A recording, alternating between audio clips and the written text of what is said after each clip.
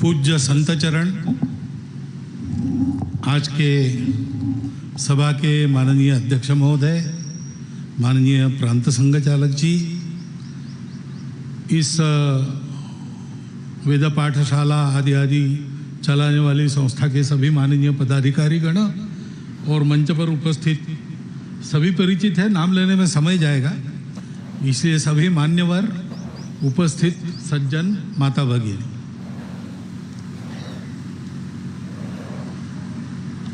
सबसे कम काम आज मैंने किया है, तो मुझे बोलने का समय भी ज्यादा दिया है और अनावश्यक बहुत स्वागत भी हुआ है, उसको भूल जाइए। हम यहाँ उपस्थित जो है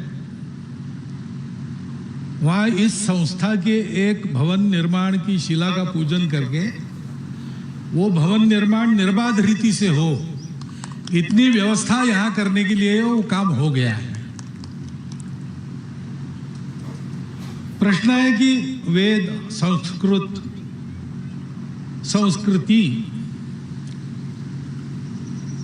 वो काल के अनुसार देखें तो बहुत पुरानी चीजें हैं। वेद तो इतिहास पूर्व काल से विद्यमान है। संस्कृत भाषा भी हमारी परंपरा जितनी प्राचीन है और परंपरा निर्देश करती है प्राचीन समय से चलती आई हुई बातों का।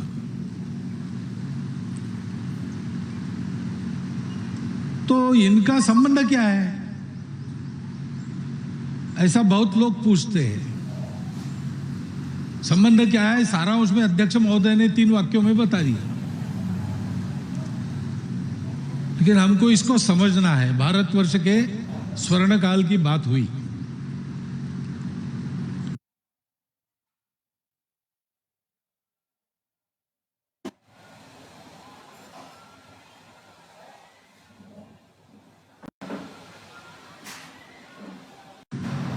उस स्वर्ण काल की भविष्यवाणी बहुत पहले से चल रही।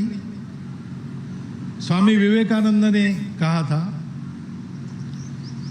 कि बाकी बातें मुझे समझ में नहीं आती और भविष्य पर मेरा विश्वास नहीं है, परंतु एक बात मैं अपने आंखों से स्पष्ट देख रहा हूं कि हमारी प्रिय भारत माता विश्व गुरु पद के सिंहासन पर विराजमान होकर अपने दोनों करों से विश्व को अभय प्रदान कर रही है। ये उनकी भविष्यवाणी है। और योगी अरविंद ने उनके बाद कहा, उसको भी 100 साल हो गए। उन्होंने कहा कि सनातन धर्म का उत्थान हो, ये भगवान की इच्छा है और सनातन धर्म ही हिंदू राष्ट्र है, हिंदू राष्ट्र ही सनातन धर्म है। इसलिए हिंदू राष्ट्र का उत्थान सनातन धर्म के लिए होना अवश्यम भावी है और उत्थान हो रहा है, इसको हम देख रहे हैं। लेकिन जो मावरकर जी ने प्रश्न उपस्थित किया वही है कि सनातन धर्म के लिए हो रहा है कि नहीं हो रहा है। हो तो रहा ही है, क्योंकि नहीं तो भारत का उत्थान होता ही नहीं। अपने शब्दों के लिए अभारतीय भाषाओं में प्रतिशब्द नहीं है। ऐसा यह शब्द है धर्म।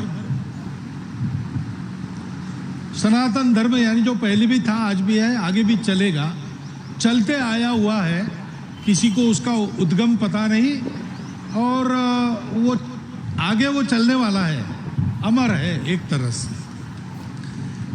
लेकिन धर्म क्या है, उसकी आवश्यकता है। उस धर्म के बारे में जानना है तो बिना वेदों को जाने नहीं होगा, क्योंकि वेदों के लिए घोषणा ऐसी है, वेदो अखिलम धर्म मूलम, सब धर्मों का मूल वेदों में है। लेकिन ये धर्म कौन से हैं? अनेक धर्म है क्या? तो यहां पर जो धर्म कहा गया है वो है स्वभाव और कर्तव्य का मेल। हमारा अपना स्वभाव है, दुनिया में प्रत्येक वस्तु का स्वभाव है। स्वभाव से रहित कोई भी वस्तु नहीं है। मिट्टी के कण का भी स्वभाव है। पानी का स्वभाव है बहना, अग्नि का स्वभाव है जलाना। वैसे मिट्टी का कण हवा से उड़ता है तब तक ठीक है, लेकिन आपकी आंखों में जाके फंस जाता है तब मुश्किल करता है। ये उसका स्वभाव है, दूसरा कुछ नहीं करेगा, वो यही करेगा।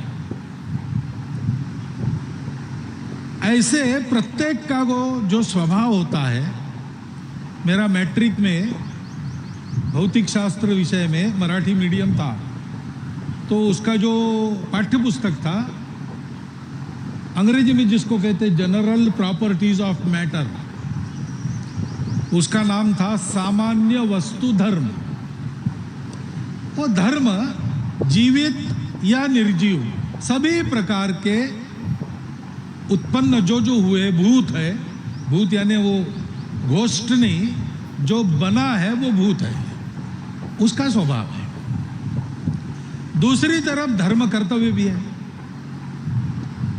तो भाई हमारा ये धर्म बनता है कि हम अपनी माता पिताओं की सेवा करें, ये अपना पुत्र धर्म है। उनका धर्म बनता है कि बचपन में हमको अच्छे संस्कार देकर बड़ा करें, वो उनका पितृधर्म है, मातृधर्म है। राजा का राजा धर्म है, प्रजा का प्रजा धर्म है। ये धर्म क्या है? ये धर्म कर्तव्य है।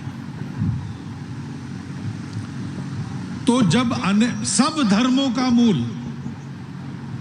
वेदों में है, तो इसका मतलब ये अर्थ होता है कि चराचर सृष्टि के प्रत्येक पदार्थ के स्वभाव को जानकर सृष्टि आगे निरापद चलती रहे, सृष्टि में सब बातों की उन्नति होती रहे, सब बातें मिलके चले, ऐसा उनका कर्तव्य निर्धारित करने वाला नियम। वो सबको लागू है, कोई उससे अपवाद नहीं, लेकिन उसका रूप अलग अलग होता है, क्योंकि मेरा स्वभाव अलग है, मेरा कर्तव्य अलग है, आपका स्वभाव अलग है, आपके कर्तव्य अलग है। ऐसा सृष्टि के प्रत्येक वस्तु के बारे में कह सकते हैं। इसलिए अखिलम कहा है, सब धर्मों का मूल वेदों में है, यानी ज्ञान है, और विज्ञान भी होना ही पड़ेगा। अगर भौतिक चीजों का स्वभाव जानना है तो आज तो उसका सबसे मान्य, सबसे प्रमुख, या कहिए कि एकमात्र साधन दुनिया मानती है विज्ञान है।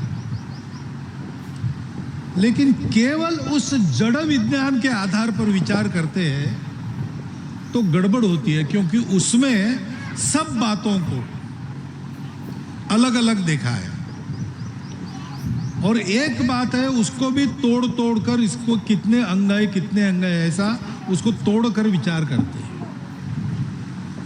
और मानते हैं कि आपस में किसी का कोई संबंध नहीं है, दुनिया में किसी का कोई संबंध नहीं है। इसलिए सबसे बलवान जो है वो बाकी सब बातों का अपने लिए उपयोग करेगा, आगे जाएगा। जिसमें बल नहीं है वो क्या होगा? वो मरेगा, या बलवान की दया पर जीवित रहेगा।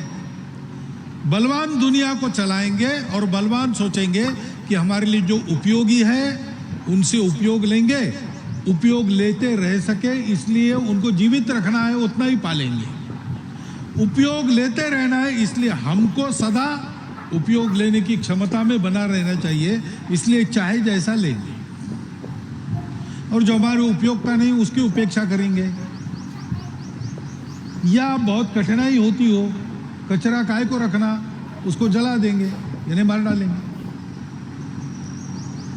और जो विरोध करेगा उसको तो रखेंगे ही नहीं। सबको हमारे जैसे ही सोचना पड़ेगा। यह स्वाभाविक, केवल जड़ की दृष्टि से विचार करते तो यही बात आती है, और इसके चलते दुनिया में सारे कलह है। पूजा पद्धतियों में, पंथ संप्रदायों में आपस में झगड़े क्यों है?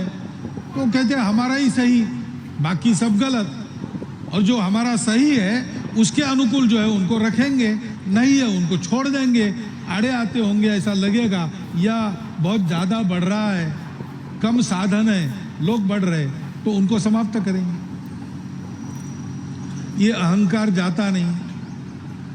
इसलिए एक तरफ विज्ञान के, अत्याधुनिक ज्ञान के कारण वास्तव में दिमाग खुल जाना चाहिए, दृष्टि उदार होनी चाहिए, वैसा नहीं होता है। विज्ञान का उपयोग अणु खोजा, अणु ऊर्जा के लिए बाद में किया गया। अणु ऊर्जा का उपयोग मनुष्य के भले के लिए बाद में किया गया। अणु ऊर्जा का पहला उपयोग क्या है? क्षण में 2 बड़े शहरों को बेचिराग करने वाला एटम बम, और आज वही बढ़ रहा है, दुनिया शंकित हो रही है। नीति का बंधन नहीं रहा तो आर्टिफिशियल इंटेलिजेंस आ रहा है, लोग भयभीत है, कल चल के मनुष्य आर्टिफिशियल इंटेलिजेंस का गुलाम बन जाएगा, मानव जाति रहेगी ही नहीं। और पर्यावरण की क्या स्थिति है?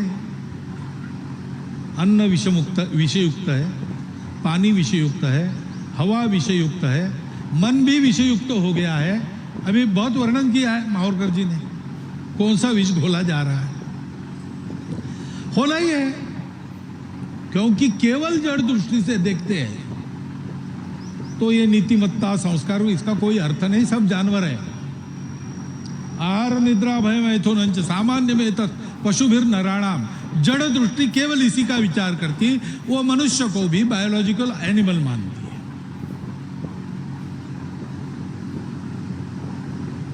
धर्मो ही तेषाम अधिको विशेषो धर्मे वीण पशुभिः समाना, ये वो नहीं जानते, धर्म विहीन है, इसलिए सारी दुनिया को पशुता के रास्ते पर चलाते। उनको तो ये समझ में ही नहीं आता कि इतनी चिल्लाहट क्यों है इन बातों से, किसके कारण चल रहा है ये सब। जो जानबूझकर इसको करते उससे भी ज्यादा इसमें कुछ गलत है, ये समझ में नहीं आता, इसलिए गलत हुआ बोलने वालों का विरोध पुष्ट करते हैं। ऐसे लोगों के कारण ज्यादा चल रहा है, क्योंकि आपस में जोड़ने वाला सूत्र मालूम नहीं है।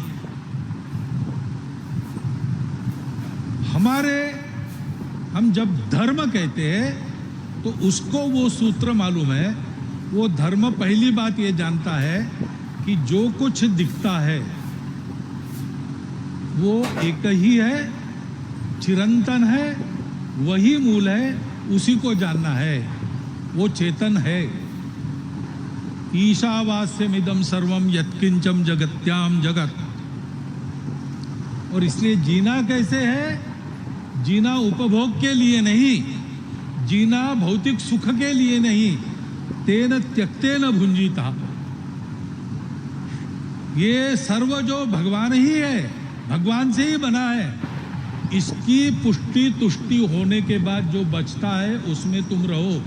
तुम गृहस्थ हो, घर में खाना बनने के बाद पहले चींटियों को दो, कुत्ते को दो, गाय को दो, कौवे को दो।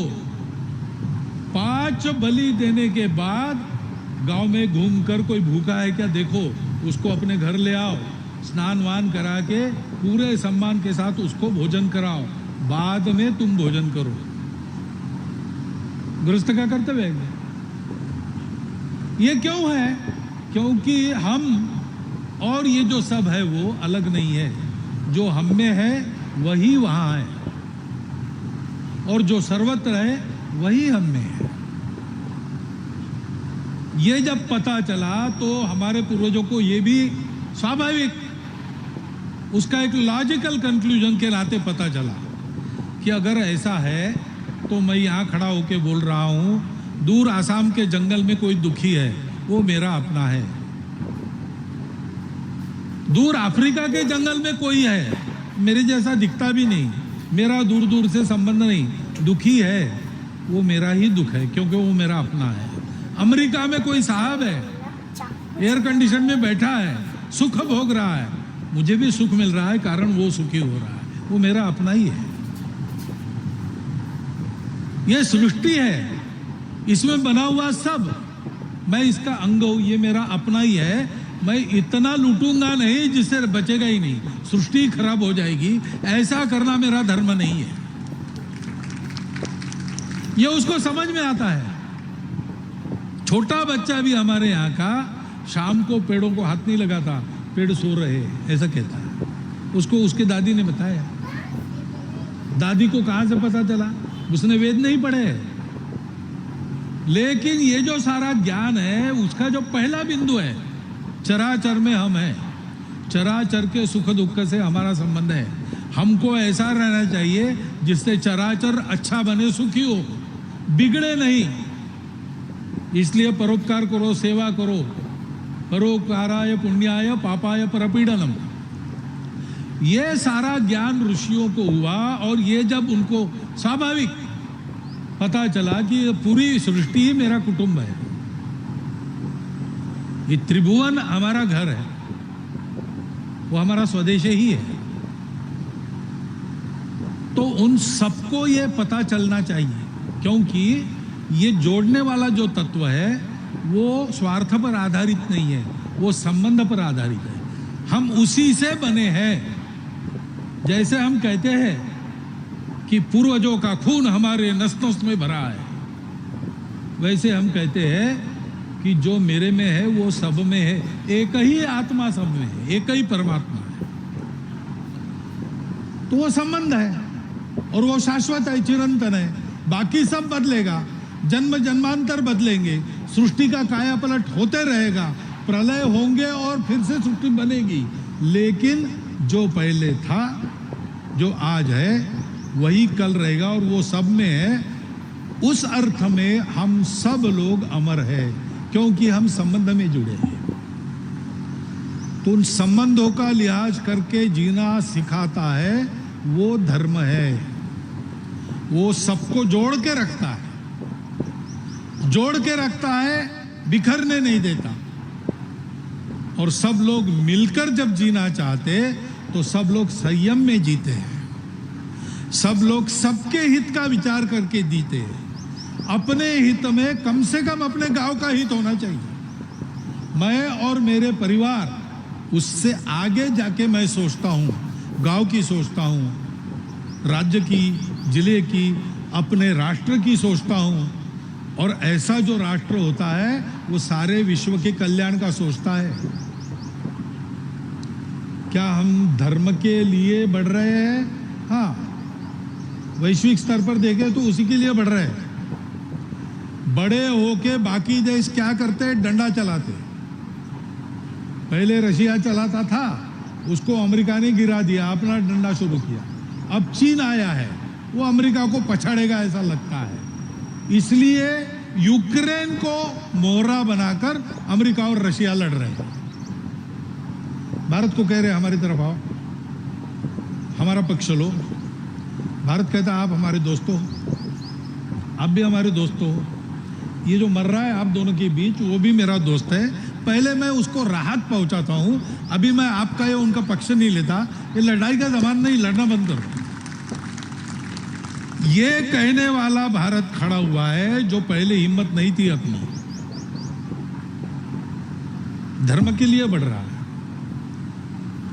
श्रीलंका चीन से दोस्ती करती थी, पाकिस्तान से करती थी, हमको जरा दूर ही रखती थी। लेकिन जब खतरे में पड़ी तो कौन आया उसकी मदद के लिए? दुनिया का एक ही देश आया, उसका नाम भारत है। क्योंकि धर्म के मानने वालों का देश दुनिया में कभी भी किसी का लाभ नहीं उठाएगा। परस्पर जीने के लिए हम एक दूसरे का लाभ उठाते हैं, लेकिन वो प्रेम का लेन देन होता है, सौदे का नहीं होता। भारत लाभ लेगा, क्यों नहीं लेगा? लेकिन जब हमारे लाभ की किसी और को आवश्यकता है, हमारा कमाया हुआ उससे कोई और भूखा जीवित रह सकता है, तो भारत देने वाला देश है। राजा रंतिदेव का उदाहरण है। 12 साल अकाल पड़ा, राजा थे, सब कुछ लुटा दिया प्रजा के। अपने घर में आए, देखते तो एक कटोरा सत्तू है। रानी, राजकुमार, राजकन्या, राजा सत्तू पानी में घोलकर 4 गिलास पानी पीने के लिए बचा था, और वो एक कटोरा सत्तू का घोल 4 भागों में कर दिया और बैठे खाने को, तो भिखारी आ गया सामने कुत्ते को लेके। उसने कहा महाराज मैं भूखा हूँ। अब प्रजा है, राजा ने अपना सत्तू का हिस्सा दे दिया, उसने ले लिया, कहा इतने से मेरा क्या होगा, पैदल घूमना पड़ता है आप देखो। तो रानी ने भी दे दिया, राजकुमार ने भी दे दिया, राजकन्या में ने उसने भी दे दिया। फिर उसने कहा पीने को पानी चाहिए, तो 3 गिलास पानी पीने के बाद उसकी तृप्ति हो गई। उसने कहा अब मेरे कुत्ते को पानी पीना है, चौथा भी गिलास दे दिया। राजा की आंखों में आंसू आ गए।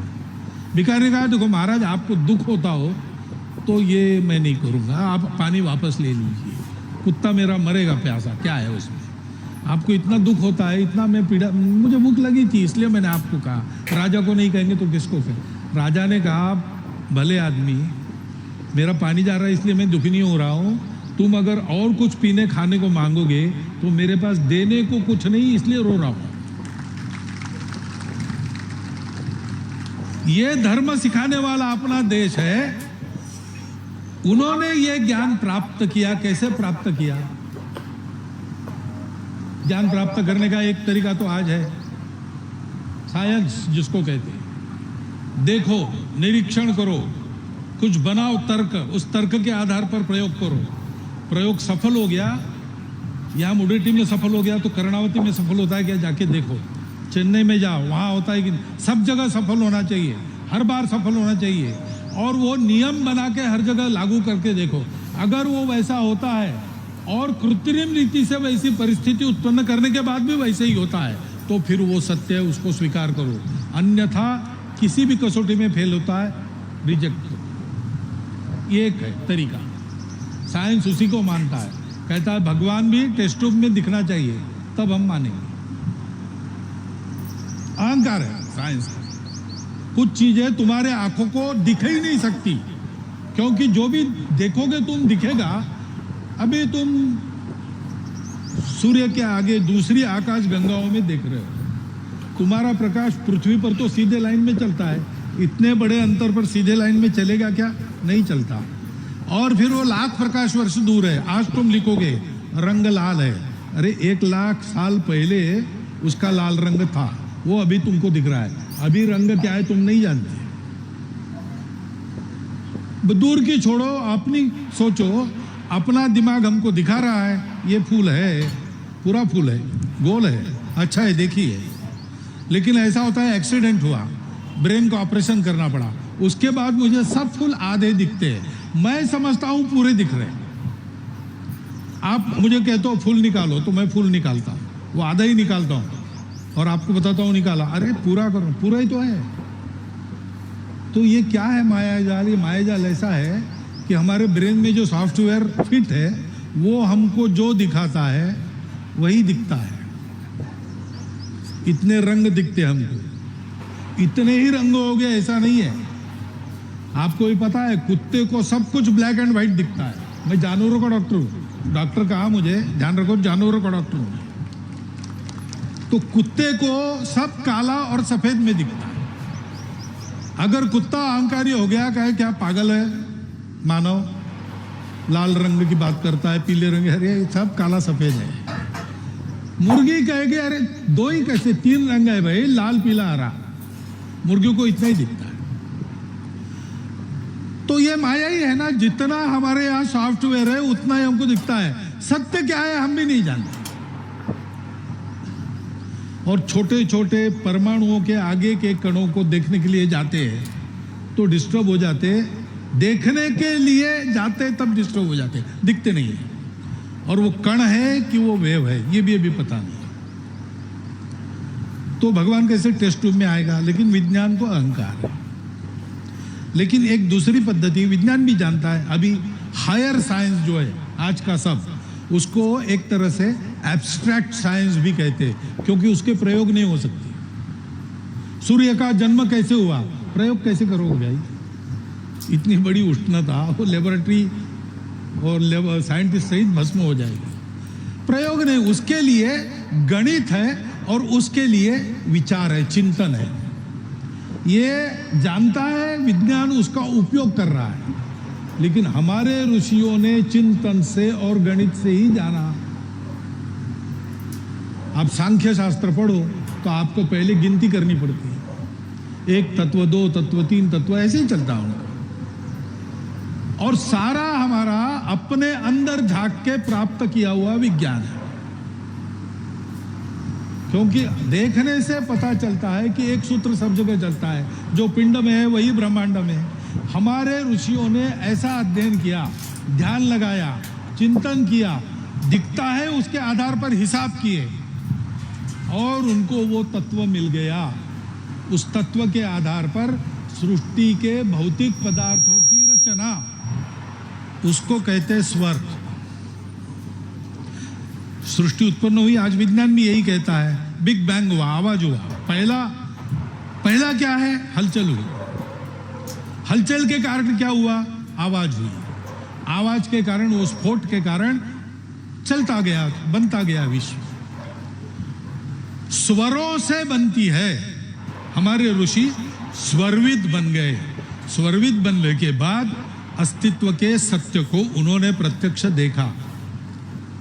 उन स्वरों के आधार पर वेद बने। वेदों में केवल शब्द नहीं है, उस प्रत्येक शब्द का स्वर है, उदात्त है, अनुदात्त है, स्वरित है। ऐसा करते करते जब सामवेद तक आते हैं तो उसमें से संगीत की ग्राम रचना बन जाती है। सप्त सुरों का संगीत आगे बढ़ता है, कर्नाटक संगीत, बाद में हिंदुस्तानी संगीत। सारी दुनिया में संगीत 7 स्वरों का है। हमारे ऋषि ऐसे स्वरविद ऋषि थे, उन्होंने लोक कल्याण के लिए तप किया, अपने स्वार्थ के लिए नहीं किया, क्योंकि हमारी परिस्थिति स्वार्थ का विचार करने की थी नहीं। भरपूर था हमारे भूमि में, लोक संख्या तो बहुत कम थी उस समय, तो खाने के लिए झगड़ा करने की जरूरत नहीं, सब है, सबके लिए है, खाओ। कोई नया आया, बैठो भैया, तुम भी, इतने लोग खा रहे, तुम भी एक, क्या बिगड़ता। पहले से ये भाषाओं की, पंथ संप्रदायों की, पूजाओं की विविधता थी। उपनिषदों में उल्लेख है, अलग अलग उपासना वाले आके एक को पूछते हैं, हम ये उपासना करते हैं, सही है कि गलत? वो कहता है बिल्कुल सही है, उसी का कारण तुम सुखी हो। दूसरा बोलता है तुम्हारा भी सही है, उसी के कारण तुम सुखी हो। 5 लोगों को बताने के बाद वो बोलते हैं सबको आप ऐसे ही कहते हैं। तो बोले देखो, तुम जो उपासना कर रहे हो वो एक एक की कर रहे हो। इन सबका मिलकर जो एक है उसको जानोगे तब तुमको संतोष मिलेगा। पूछने के लिए जाना नहीं पड़ेगा सहज। यद वही भूमा तत्सुखम, सामवेद में। भूमा क्या है?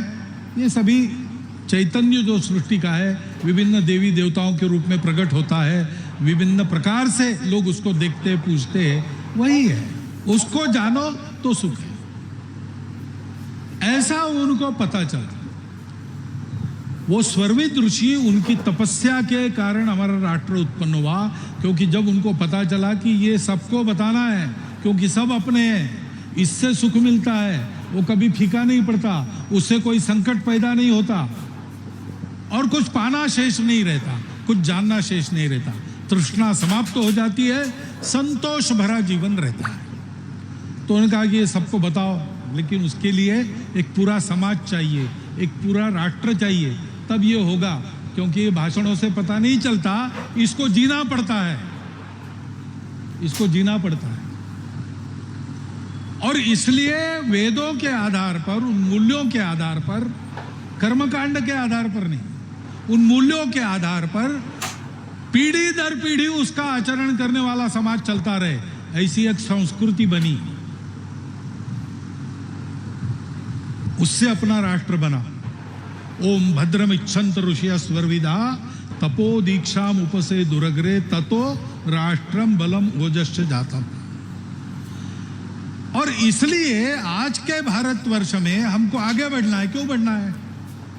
हमको अमेरिका जैसी, चीन जैसी, रशिया जैसी डंडा चलाने वाली महाशक्ति नहीं बनना है। हमको विश्व को आज के उसकी समस्याओं का उत्तर देने वाला देश बनना है। हमको विश्व को नित्य शाश्वत सुख शांति प्रेम का रास्ता दिखाने वाला, आचरण से दिखाने वाला देश बनना है। यही हमारे लिए पूर्वजों का भी आदेश है। एतद्देश प्रसूतस्य सकाशादग्र जन्मनात् स्वम स्वम चरित्रम शिक्षरन् पृथिव्याम सर्वमानव। ये हमारा कर्तव्य है। और ये कर्तव्य अगर करना है तो विश्व की एकता के सत्य पर आधारित जो भद्र है, जो मंगल है, ऐसी संस्कारों के आधार पर चलने वाली संस्कृति ही हमको चाहिए, दूसरी नहीं चाहिए। हमारी संस्कृति, हमारा धर्म यह ऑर्थोडॉक्स नहीं है। शाश्वत तत्व कायम रखकर समय के साथ परिवर्तन करने वाला है। तो हमारी संस्कृति आज आपको ये नहीं बताएगी कि क्या खाओ मत खाओ, लेकिन इतना जरूर बताएगी कि जिस खाने के कारण तुम्हारा स्वास्थ्य बिगड़ता है और जिस खाने के कारण तुम्हारा मन विकृत हो जाता है वो मत करो। अब किसी को ये करने की मोहलत है, बहुत सारा खाना पीना उपलब्ध है, वो ले भी सकता है, वो शाकाहारी बनेगा, प्याज लहसुन भी नहीं खाएगा, दूध भी छोड़ देगा क्योंकि वो जानवरों से आता है। लेकिन हमारे जंगल में वनवासी 4 महीने उसको कुछ नहीं मिलता, तो जो मिलता है वो पकाकर खाते हैं, तो उसको खाना पड़ेगा। देह रहना चाहिए क्योंकि देह से तपस्या करनी है धर्म की, तो तुम्हारा देह रहे इसलिए खाओ, लेकिन मन बुद्धि सात्विक रहे तो धर्म मिलेगा। मन बुद्धि सात्विक रहे ऐसा करो, पहले तुम्हारे देह का रक्षण करो, बाद में मन बुद्धि को अच्छा बनाओ। जैसे तुम्हारी परिस्थिति वैसे इस धर्म का आचरण करो। स्वल्पम अल्पस्य धर्मस्य त्रायते महतो भया। और इसलिए हमारे यहाँ आचार धर्म बदल रहा, हम दकैयानुसी का ही नहीं है। हम आज के विज्ञान के सत्य, ऐसे आधुनिकतम जितने आविष्कार है उनको अपनी नीति के आधार पर बदलकर स्वीकार करेंगे। ज्ञान के विज्ञान के भी क्षेत्र में हम बढ़ चलेंगे। नील नभ के रूप के नव अर्थ भी हम कर सकेंगे। भोग के वातावरण में त्याग का संदेश देंगे। दास्य के घन बादलों से सौख्य की वर्षा करेंगे। स्वप्न यह साकार करने संगठित हो हिंदू सारा।